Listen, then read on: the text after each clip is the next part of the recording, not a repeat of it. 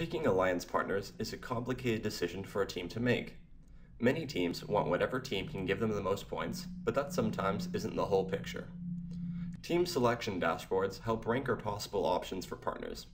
The dashboards that we will see here today are just simple ways to put solid data behind your alliance selection. For more advanced team selection dashboards, take a look at the supplementary materials. If our goal is to pick the best alliance partners, the easiest way is to throw away all the teams we don't like and rank the ones that remain.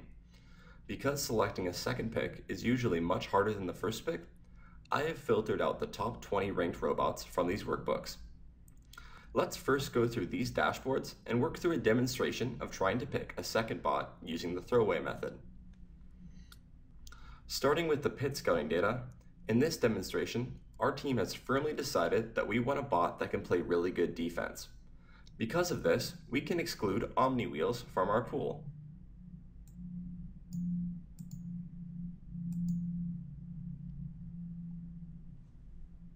As we filter out Omni Wheels, the teams that have that characteristic are also excluded from the rest of the charts.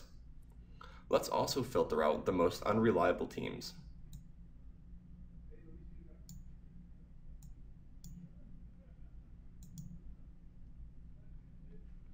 The next step is to only select teams that can shoot from wherever we aren't. By filtering from shooting location, any team that only shoots from those spots is filtered from our choices. Additionally, the teams that only occasionally shoot from that location will have their averages changed to ignore those shooting spots. Let's look at the next page of the workbook and continue to drill down. Our imaginary coach doesn't want us to pick any teams that don't have an autonomous, so we can filter out those teams.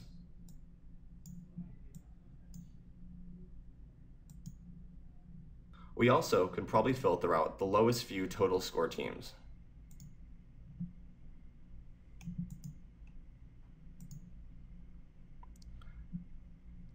Now that we only have a few teams left, let's go to our final page.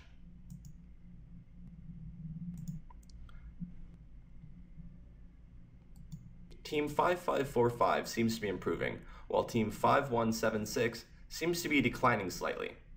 Let's switch their ranks on the distribution graph. Now we're left with just 9 teams that we're interested in selecting. Our alliance captain could take a picture of the distribution graph and then ask his way down the list. By hand, this process could have taken hours. In Excel, this process would have taken at least 3 times as long. But the way we make these sheets is incredibly simple. First, we go back to the workbook. In every single field we might want to sort off in the future, we drag to the filter shelf and make it a global filter.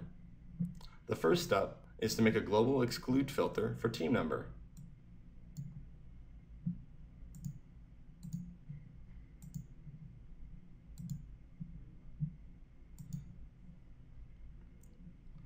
Technically, this is all we have to have activated, but it forces us to click on team numbers if we want to exclude things. If we want to filter out teams by highlighting, like I did before, we can make the most important fields from each graph, like in this case, autonomous score, a global filter too. We have to make these fields global filters because if we don't, any exclusions made on the dashboard will be localized just to the graph where the exclusion was made. Also, keep in mind that we cannot do a top filter at the same time because they will cancel each other out. Filtering alliance partners using pit scouting data is a huge advantage. How par for our alliance drive base is a huge part of our success. A 15-point robot with a poor drive base might not be as helpful as a robot that can score a few points in autonomous and then play good defense for the rest of the game, for example. Now that we've added these filters, let's remake those dashboards. Because we will probably only use these dashboards on our computer, we can set the size to automatic so that our dashboard will always be as big as it can without us scrolling.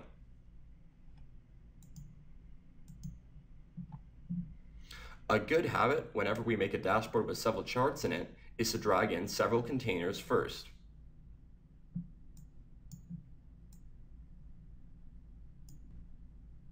In our first dashboard, we dragged in risk, shooting location, and the pit summary sheet.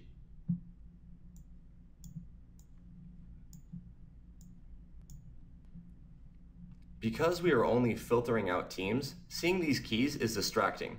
Consider removing them to save space.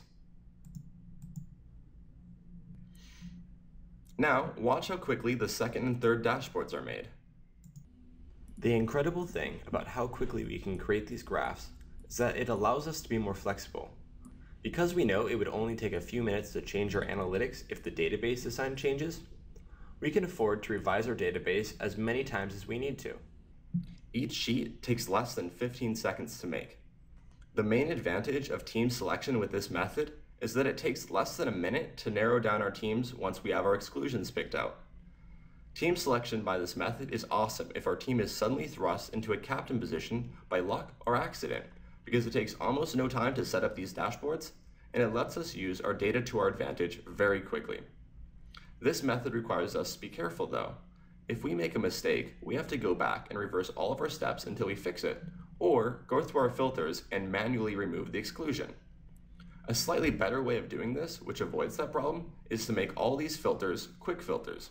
Now we can go back and change our mind as we go. As a quick review, quick filters can be added into dashboards really fast by clicking this triangle up here, going down to quick filters, and selecting whatever field we want to make a quick filter of. Now we can go back and change our mind as we go. Let's look at what these dashboards look like when quick filters are added for each field. One of the downsides to using either the filter away or the exclude away method is that a team that might not satisfy just one requirement, but is an overall better team, might be eliminated on accident. To avoid situations like this, filter down the data a lot less than demonstrated. Then look through those teams one by one to devise a ranking system of your own. If you prefer automation, in the advanced tutorial, we will cover how to make a flexible figure of merit equation that can give us a much more forgiving way of determining robot worth. As you can see, the quick filters allow us to more fluidly change our minds later on. One last trick to help us find our teams on multiple graphs is to enable dashboard highlighting. To enable highlighting, click the highlight button up here and select team number. Now, when we click a team, its position on both graphs is literally highlighted. Highlighting is especially useful for finding the shooting location of potential partners in an otherwise clustered graph. After having viewed these training videos, you now have the background to create sophisticated visualizations in Tableau that'll count your scouting analytics time into a fraction of what it would be otherwise. Most importantly, you are ready to analyze your scouting data on the fly. There are many other applications of Tableau that can be used related to FRC, so as long as you have data, Tableau can help you analyze it. Thanks for watching.